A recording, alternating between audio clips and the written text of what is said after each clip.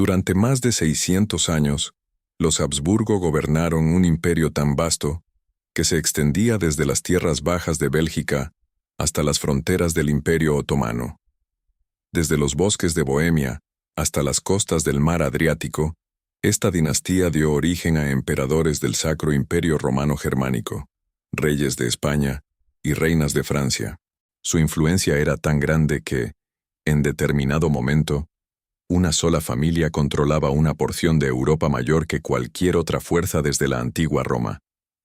Y, aún así, en el transcurso de apenas unas caóticas semanas, durante el otoño de 1918, todo desapareció. Los tronos, los títulos, los palacios, los ejércitos y la inmensa burocracia del Imperio Austrohúngaro. Hasta el último de sus vestigios se deshizo.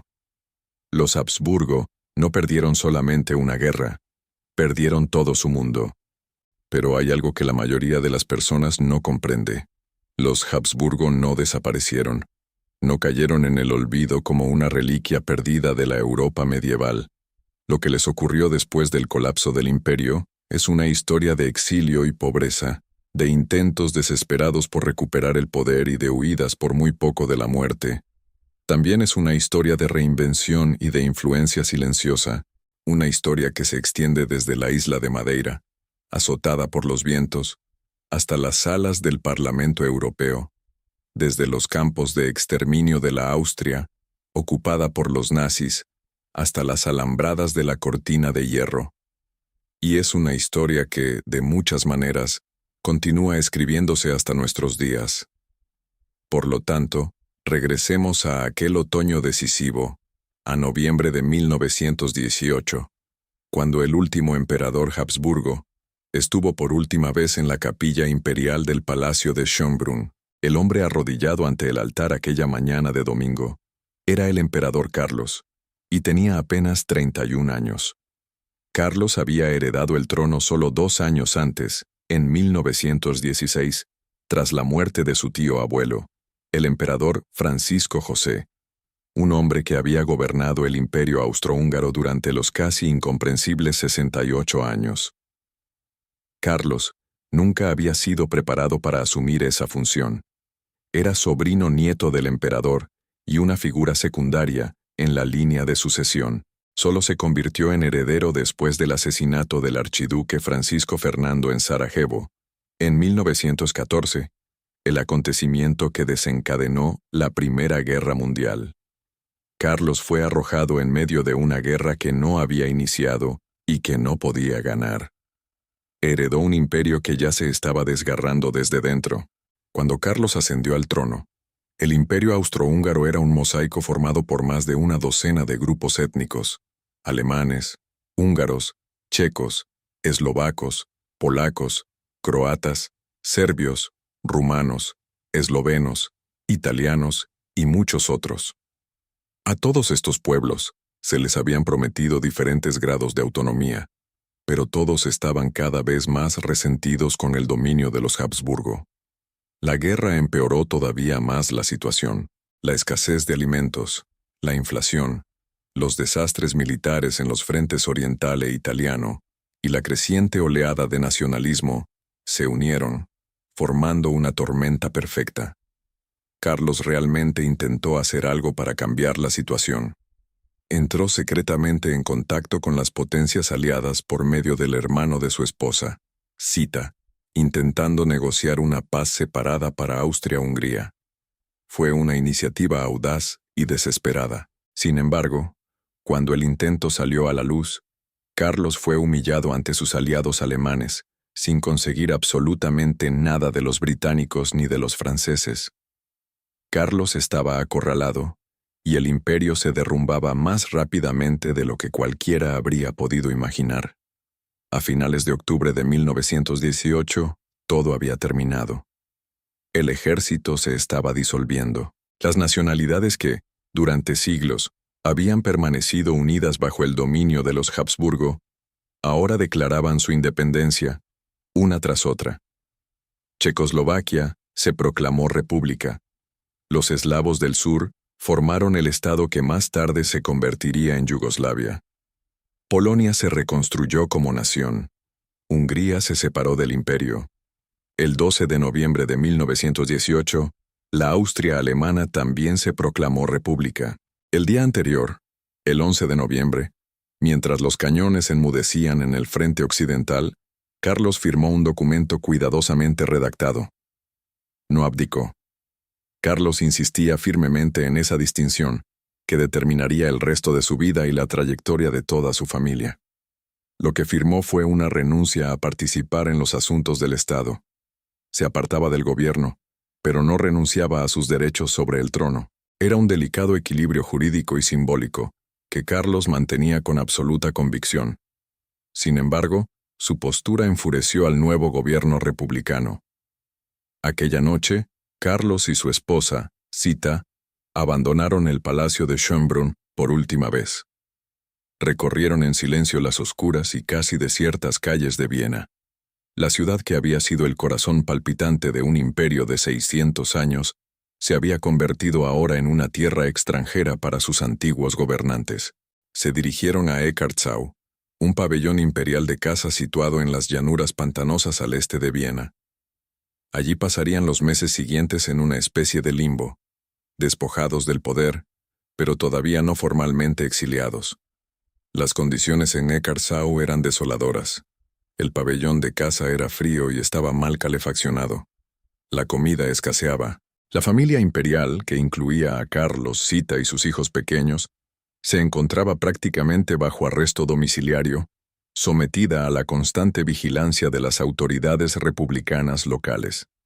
Existía un temor real de que Carlos pudiera correr la misma suerte que los Románov en Rusia. Masacrados por los bolcheviques apenas unos meses antes, en julio de 1918, el gobierno británico, todavía conmocionado por el brutal asesinato del zar Nicolás II y de su familia, se preocupó lo suficiente como para enviar a un oficial militar, el teniente coronel Edward Lis Lestrut, con la misión de proteger a la familia Habsburgo. La presencia de Strutt probablemente les salvó la vida a todos. Entonces llegó el golpe definitivo. El 3 de abril de 1919, el nuevo Parlamento austríaco aprobó la ley de los Habsburgo. Aquello no era una simple formalidad, era un acto de completo borrado. La ley privó de manera permanente a la Casa de Habsburgo-Lorena de todos sus derechos soberanos. Carlos fue desterrado para siempre del territorio austríaco. Los demás integrantes de la dinastía solo podrían regresar si renunciaban formalmente a todas sus pretensiones al trono y aceptaban la condición de ciudadanos comunes. Y de una manera todavía más devastadora, la ley confiscó las propiedades de los Habsburgo, palacios, propiedades rurales, colecciones de arte, bibliotecas. Todo lo que había sido acumulado a lo largo de los siglos fue transferido al nuevo Estado austríaco. El Palacio de Schönbrunn, el Hofburg, las colecciones imperiales de arte y la Biblioteca de la Corte, que posteriormente se convertiría en la Biblioteca Nacional de Austria. Todo se había perdido. Para comprender la magnitud de aquello, imagine despertarse una mañana y recibir la noticia de que el nombre de su familia ahora es ilegal, que su hogar pertenece a otra persona, que jamás podrá regresar al país donde sus antepasados gobernaron durante más de 6 siglos, y que todo lo que posee ha sido confiscado por el gobierno. Eso fue exactamente lo que les ocurrió a los Habsburgo. Pocos días antes de la aprobación de la ley, Carlos y su familia ya habían sido sacados secretamente de Austria. El 23 de marzo de 1919, con la ayuda de Strutt, subieron al antiguo tren imperial y partieron rumbo a Suiza. Sin embargo, cuando el tren se aproximaba a la frontera suiza, Carlos tomó una decisión que tendría enormes consecuencias. Publicó el documento que llegaría a conocerse como el Manifiesto de Feldkirch, en el cual revocó formalmente su renuncia anterior al ejercicio del poder y reafirmó sus pretensiones al trono. Carlos se quitó el uniforme de mariscal de campo, se vistió con ropa civil y cruzó la frontera hacia Suiza. El mensaje era claro. No pensaba marcharse en silencio. Suiza permitió que la familia permaneciera en el país, pero impuso sus propias condiciones. Inicialmente, la pareja imperial se instaló en el castillo de Warteg, cerca del lago de Constanza, una propiedad perteneciente a los familiares de Zita. Sin embargo, el gobierno suizo se sentía inquieto por tener al antiguo emperador tan cerca de la frontera austríaca, y exigió que la familia se trasladara a una región situada más al oeste. Se mudaron a la villa Prangins, a orillas del lago de Ginebra. La residencia era lo suficientemente cómoda, pero la situación económica de la familia se deterioraba rápidamente. En un principio, las potencias occidentales habían previsto que los estados sucesores del antiguo imperio, Austria, Hungría, Checoslovaquia y los demás, pagaran a Carlos una pensión anual de $20,000. Aquello jamás ocurrió. No se realizó ni un solo pago. Carlos y su creciente familia, que llegaría a tener 8 hijos, sobrevivían gracias a los fondos privados que habían conseguido sacar de Austria y a la ayuda económica de seguidores leales.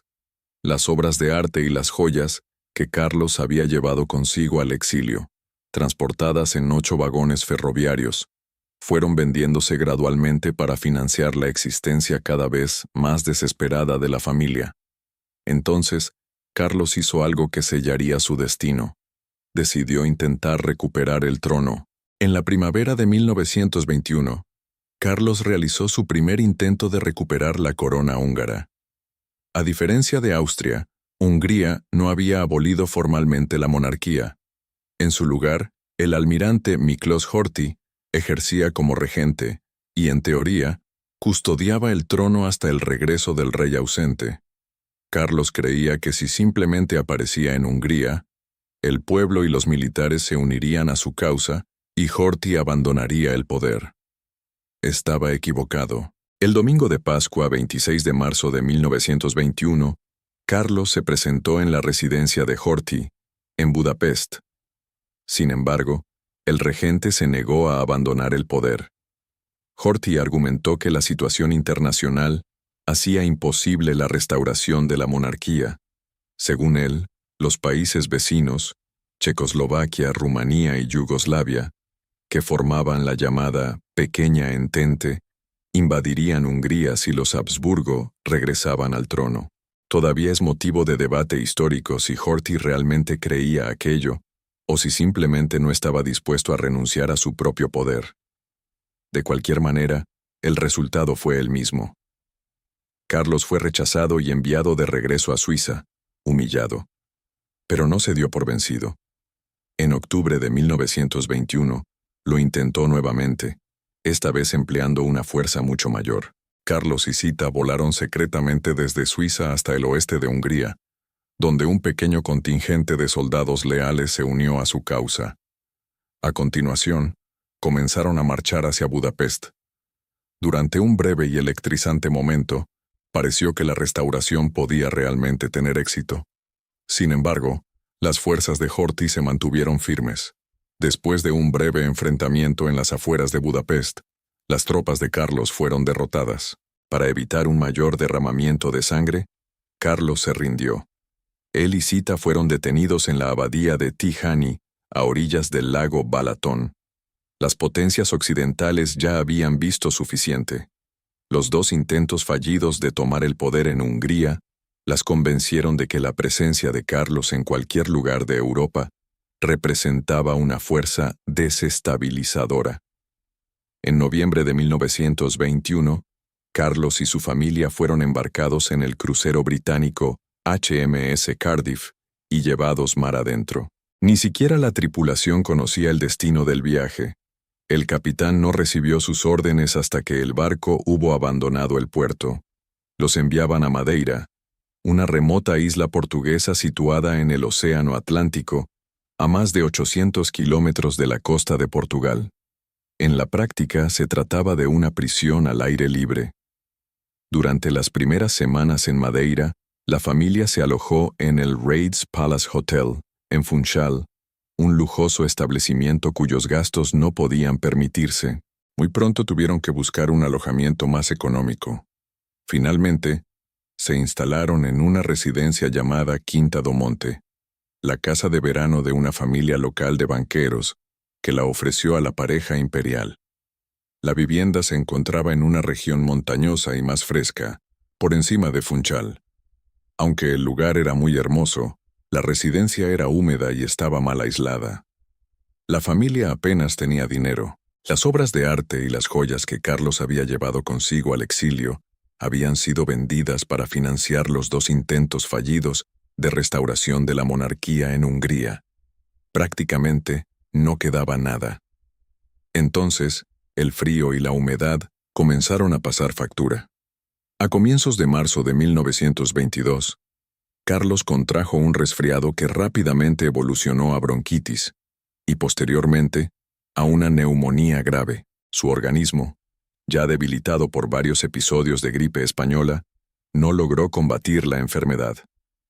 El 1 de abril de 1922, con apenas 34 años, el emperador Carlos murió rodeado por su esposa y por Otto, el hijo mayor de la pareja, que tenía 9 años. Sus últimas palabras, susurradas en varios idiomas, fueron una oración de entrega a Dios. 4 días después, se celebró un funeral modesto en la iglesia de Nuestra Señora del Monte, en Funchal. El hombre que un día había gobernado un imperio de más de 52 millones de habitantes, fue sepultado lejos de la tierra de sus antepasados, en una pequeña iglesia situada en una isla subtropical en medio del Océano Atlántico. Hasta el día de hoy, el gobierno austríaco se ha negado a permitir que los restos mortales de Carlos sean trasladados a la cripta imperial de los Habsburgo, en Viena, donde los emperadores fueron sepultados durante más de 3 siglos.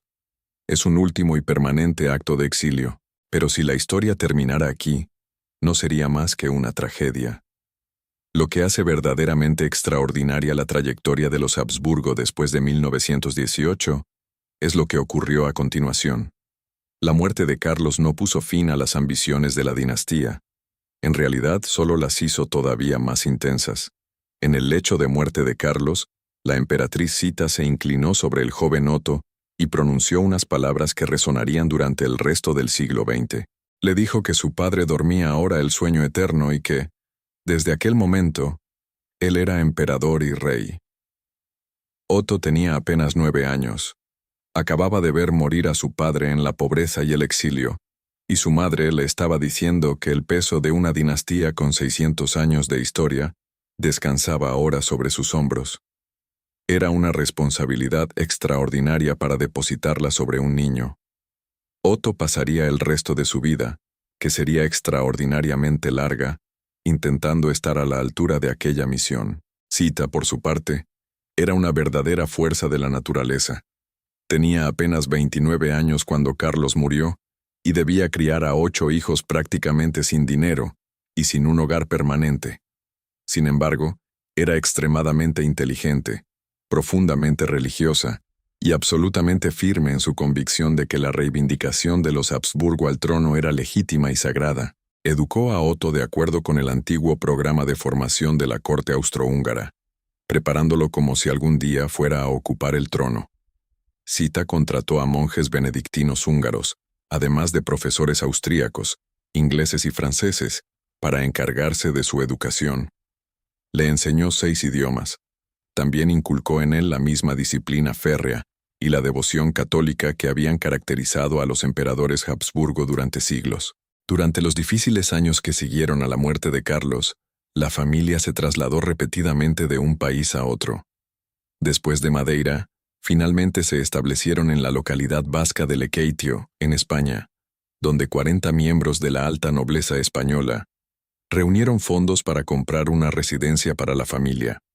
Fue un acto de solidaridad aristocrática que proporcionó a los Habsburgo cierta estabilidad por primera vez en muchos años. En España, Otto se convirtió en un joven serio, con un profundo interés por la política y la historia. Ingresó en la Universidad Católica de Lovaina, en Bélgica, utilizando un seudónimo, y obtuvo un doctorado en Ciencias Políticas y Sociales en 1935. Entonces, el mundo que lo rodeaba comenzó a cambiar de formas aterradoras. El ascenso de Adolf Hitler al poder en Alemania proyectó una larga sombra sobre Austria. Hitler, que había sido ciudadano austríaco antes de convertirse en canciller de Alemania, sentía un profundo odio hacia los Habsburgo. Para él, la dinastía representaba todo lo que consideraba equivocado en la antigua Austria, un imperio cosmopolita, multiétnico y católico, que se oponía directamente a su visión de un Estado germánico racialmente puro. Cuando quedó claro que Hitler pretendía anexionar Austria, Otto llegó a ofrecerse para regresar del exilio y asumir el gobierno austríaco, en un gesto explícito de resistencia contra los nazis. El canciller austríaco de aquella época, Kurt Schuschnigg, consideró la propuesta, pero finalmente la rechazó. Temía que una restauración de los Habsburgo provocara una agresividad todavía mayor por parte de Hitler y despertara la hostilidad de los países vecinos de Austria. En marzo de 1938, Hitler llevó a cabo la anexión forzosa de Austria a la Alemania nazi. Los nazis restablecieron inmediatamente la ley de los Habsburgo, que había sido derogada por el anterior gobierno austríaco en 1935. Y fueron todavía más lejos. Confiscaron nuevamente todas las propiedades de los Habsburgo y condenaron a Otto a muerte en ausencia. Fue declarado traidor a la raza germánica. Otto huyó de Europa con la ayuda de Aristides de Sousa Mendes, un cónsul portugués que desobedeció las órdenes de su propio gobierno y concedió visados a los refugiados que escapaban de los nazis. Otto y su familia consiguieron llegar a Estados Unidos. Desde allí, Otto se convirtió en una de las principales figuras de la resistencia austríaca y del movimiento austríaco en el exilio. Presionó al presidente Franklin Roosevelt y a otros dirigentes aliados para que reconocieran a Austria como víctima de la agresión nazi, y no como una colaboradora voluntaria. Este argumento se volvería controvertido en las décadas posteriores. Otto trabajó incansablemente.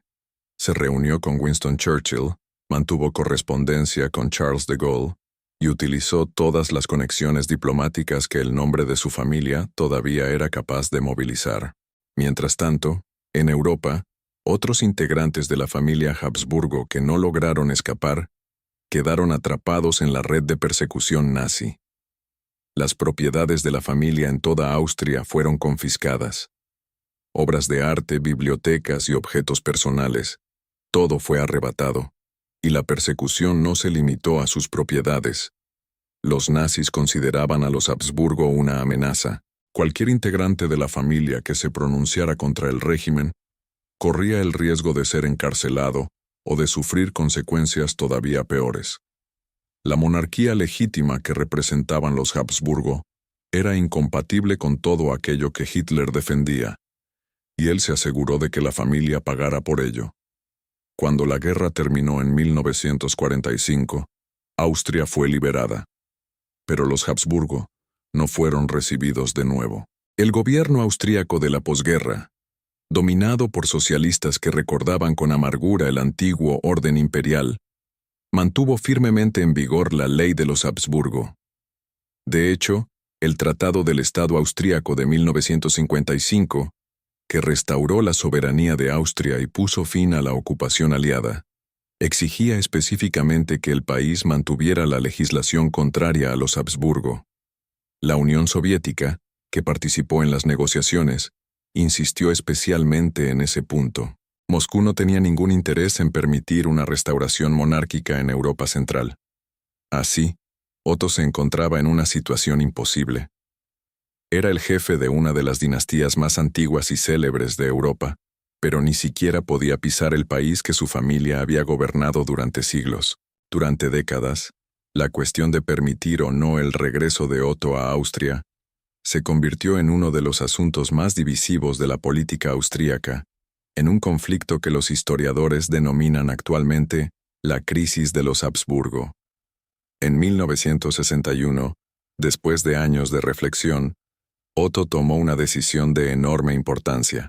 Otto emitió una declaración formal en la que renunciaba expresamente a su condición de miembro de la Casa de Habsburgo-Lorena y a todas las reivindicaciones de poder derivadas de esa posición, declarándose un ciudadano fiel de la República. Fue una decisión amarga para los monárquicos.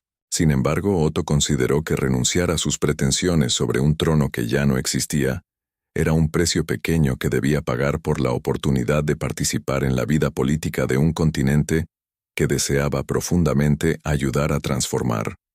Incluso después de aquella renuncia, todavía tuvieron que pasar varios años antes de que Otto fuera realmente autorizado a entrar en Austria. Los socialistas combatieron su regreso en cada una de las etapas. No fue hasta junio de 1966, después de que el conservador Partido Popular obtuviera la mayoría absoluta en las elecciones nacionales, cuando Otto recibió finalmente un pasaporte austriaco. El 31 de octubre de aquel año, 48 años después de que su familia fuera expulsada del país, Otto von Habsburgo pisó territorio austríaco por primera vez desde su infancia. Viajó a Innsbruck para visitar una tumba de su familia. Fue un momento silencioso y privado, pero también representó un verdadero terremoto simbólico. Y es aquí donde la historia toma quizá su rumbo más inesperado. Otto von Habsburgo no utilizó su regreso para defender la restauración de la monarquía. En lugar de eso, se entregó intensamente a una causa que, en muchos aspectos, representaba la sucesora espiritual del antiguo imperio de los Habsburgo, la unificación de Europa. Para Otto, la Unión Europea representaba la continuidad democrática del Estado multiétnico de los Habsburgo. En sus mejores momentos, el antiguo imperio había funcionado como una estructura en la que decenas de pueblos, lenguas y culturas diferentes coexistían bajo un sistema compartido de gobierno. Era una estructura imperfecta, con frecuencia injusta, y en su forma imperial, definitivamente insostenible. Sin embargo, Otto creía con todas sus fuerzas en la idea fundamental de que las naciones de Europa Central estarían mejor cooperando entre sí que luchando unas contra otras. Llevaba ya muchos años trabajando para convertir aquella visión en realidad. Desde 1957, ocupaba el cargo de vicepresidente de la Unión Paneuropea Internacional, un movimiento fundado en la década de 1920 que defendía la integración europea. En 1973, se convirtió en presidente de la organización, cargo que desempeñó durante más de 3 décadas. En 1978, después de adquirir la ciudadanía alemana, se presentó como candidato al Parlamento Europeo en representación de la Unión Social Cristiana de Baviera. Ganó las elecciones y ejerció como diputado del Parlamento Europeo entre 1979 y 1999, durante 20 años. Dentro del Parlamento, Otto era una figura singular y, en ocasiones, controvertida. En una de sus primeras iniciativas, ordenó colocar una silla vacía en el hemiciclo para simbolizar la ausencia de los países que permanecían prisioneros detrás de la cortina de hierro. Fue un gesto poderoso que marcó el tono de la que se convertiría en la principal misión política de su vida: la liberación y la integración de Europa Central y Oriental. Entonces llegó el momento que consolidaría el legado de Otto de una manera que nadie habría podido prever. El 19 de agosto de 1989, un pequeño acontecimiento ocurrido en la frontera entre Austria y Hungría contribuyó a cambiar el curso de la historia. El evento fue conocido como el Picnic Paneuropeo. La idea era sencilla, pero audaz. Otto, junto con el opositor húngaro Ferenc Mészáros, y contando con el apoyo discreto del gobierno reformista de Hungría, organizó un acto simbólico en la frontera austrohúngara, cerca de la ciudad de Sopron. El plan consistía en abrir durante algunas horas una puerta de la cortina de hierro, como una manifestación por la paz y una demostración de solidaridad entre Oriente y Occidente. Otto e Imre Pozsgay, un miembro reformista del gobierno comunista húngaro, fueron los patrocinadores oficiales del evento. Lo que ocurrió a continuación superó todas las expectativas. La noticia de que la frontera sería abierta se había extendido entre los miles de turistas de Alemania Oriental que pasaban sus vacaciones a orillas del lago Balaton, en Hungría. Cuando la puerta se abrió, durante la tarde del 19 de agosto, cientos de alemanes orientales corrieron a través de ella, cruzaron hacia Austria y continuaron después rumbo a Alemania Occidental. Los guardias fronterizos húngaros, que técnicamente todavía tenían órdenes de disparar a matar, decidieron no abrir fuego. Simplemente se apartaron y permitieron que la gente pasara. Fue la primera ruptura masiva de la cortina de hierro. Pocas semanas después, Hungría abrió oficialmente sus fronteras, y el pequeño flujo se transformó en una auténtica marea humana. Miles de alemanes orientales cruzaron hacia Occidente. El régimen de Alemania Oriental intentó desesperadamente contener la huida, pero ya era demasiado tarde. La presión continuó aumentando hasta que, el 9 de noviembre de 1989, cayó el muro de Berlín, y con él, todo el orden comunista de Europa Oriental. Después de la caída del muro, Erich Honecker, el dirigente depuesto de Alemania Oriental, habría dicho sobre Otto von Habsburgo: «Este Habsburgo clavó el último clavo en mi ataúd». Tal vez haya sido el mayor elogio que un Habsburgo haya recibido jamás, y sin duda el más irónico.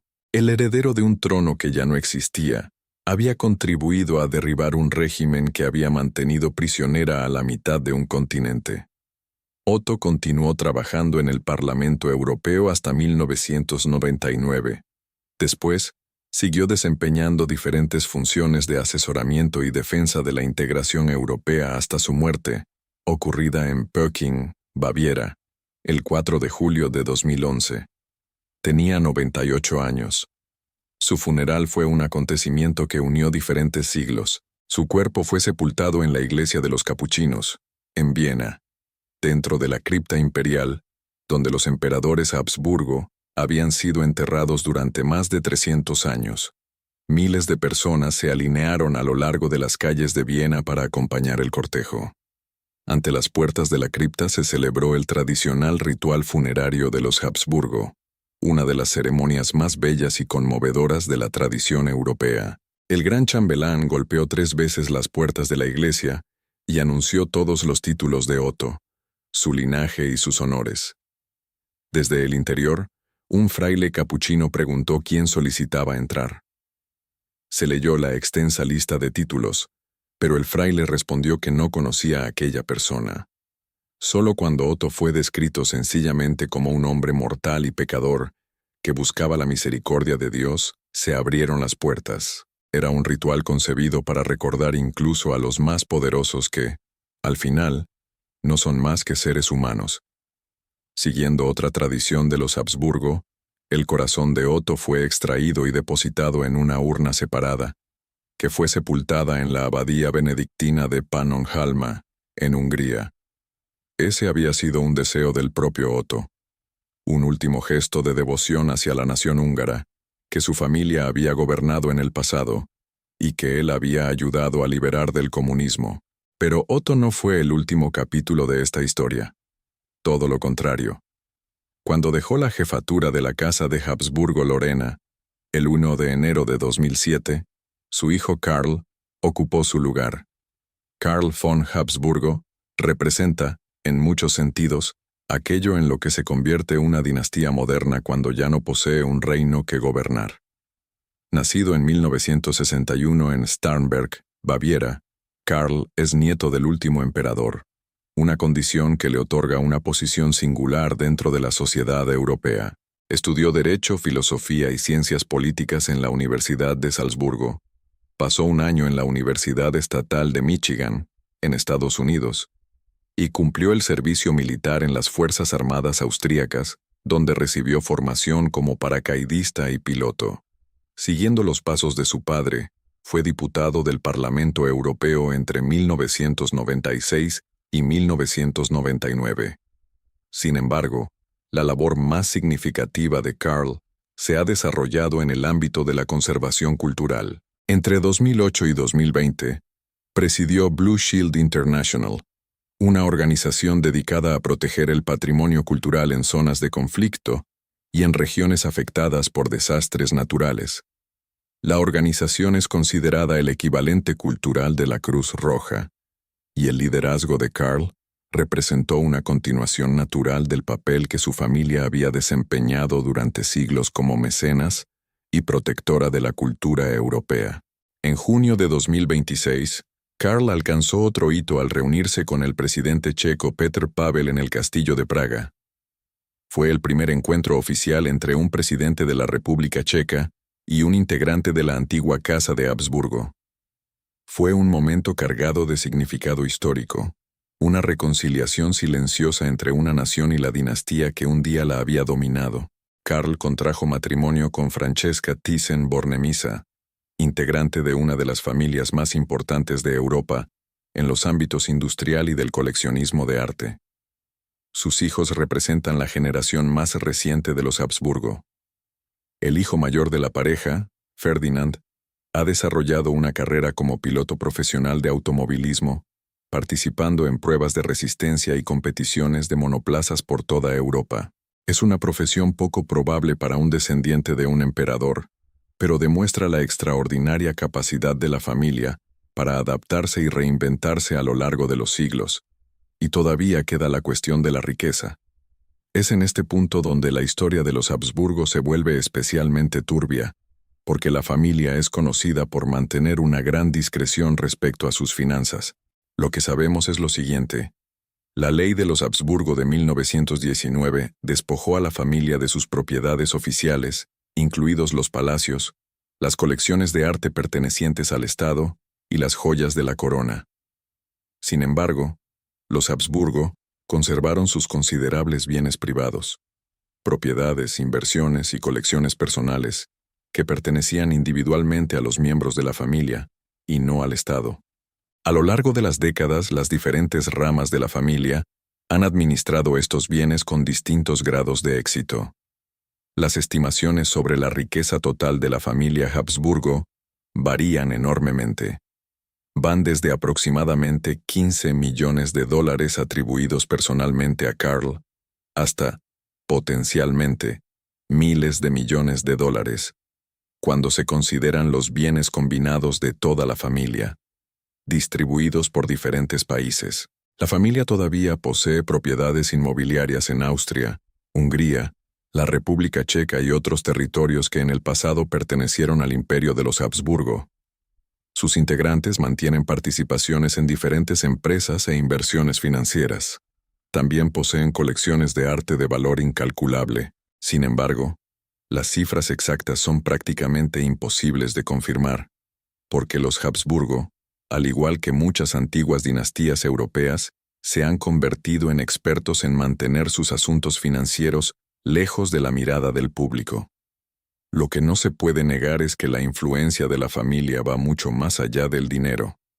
Los Habsburgo continúan siendo una importante fuerza social y cultural en Europa Central. Aproximadamente 2/3 de los integrantes de la familia todavía viven en Austria, y desde 2011 están legalmente autorizados incluso a presentarse como candidatos a la presidencia austríaca. Es un cambio extraordinario para una familia que había sido desterrada del país menos de un siglo antes. También participan en iniciativas filantrópicas a través de la fundación de la familia Habsburgo y de la Orden del Toisón de Oro, una de las órdenes de caballería más antiguas y prestigiosas de Europa, de la cual Karl es actualmente el soberano. Y existe algo más, algo relacionado con las corrientes más profundas de la historia europea. En 2004, el Papa Juan Pablo II beatificó al emperador Carlos, el último monarca Habsburgo, y lo declaró Beato Carlos de Austria. La Iglesia Católica reconoció sus esfuerzos en favor de la paz durante la Primera Guerra Mundial y su testimonio cristiano ante el sufrimiento y el exilio. Fue la primera y única vez que un jefe de Estado de la época de la Primera Guerra Mundial fue beatificado.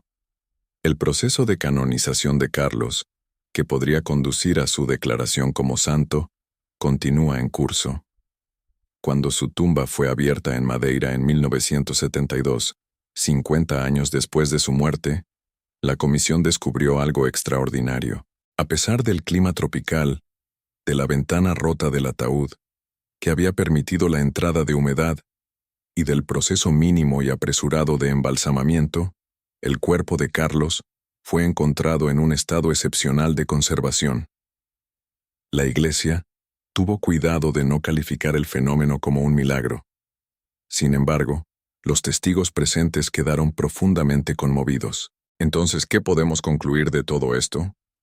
¿Cómo podemos comprender la historia de una familia que pasó de gobernar el mayor imperio de Europa a ser desterrada de su propia tierra, que pasó de la pobreza en una isla lejana a los pasillos del Parlamento Europeo, que pasó de una sentencia de muerte impuesta por Adolf Hitler a una beatificación concedida por el Papa. Tal vez la lección más importante sea la manera en que los Habsburgo se adaptaron. No se aferraron al pasado de una forma que los volviera irrelevantes. En lugar de eso, conservaron la idea central de su dinastía, la creencia de que los diferentes pueblos de Europa Central compartían un destino común, y encontraron nuevas formas de expresarla. Otto no restauró el imperio. En su lugar, ayudó a construir la Unión Europea. Karl no gobierna desde un palacio. Trabaja en la protección del patrimonio cultural en zonas de guerra. Ferdinand no comanda ejércitos. Pilota automóviles de carreras. Los Habsburgo comprendieron algo que muchas dinastías derrotadas no lograron comprender. El poder verdadero y duradero no procede de los tronos ni de los títulos. Procede de la relevancia, de la capacidad de evolucionar sin abandonar los valores que realmente importan. Los Habsburgo lo perdieron todo en 1918. El imperio, la riqueza, el hogar y la dignidad. Pero no perdieron su sentido de propósito. Y fue eso, más que cualquier corona o cetro, lo que los mantuvo vivos durante más de 7 siglos. Esta historia plantea una cuestión que va mucho más allá de los Habsburgo. Una pregunta que encuentra una profunda resonancia en nuestra propia época, marcada por cambios rápidos y por el colapso de las instituciones. Cuando todo lo que has construido se derrumba, ¿qué permanece? ¿Es el dinero, las propiedades y los títulos? ¿O es algo menos tangible, alguna convicción interior capaz de trascender el mundo material?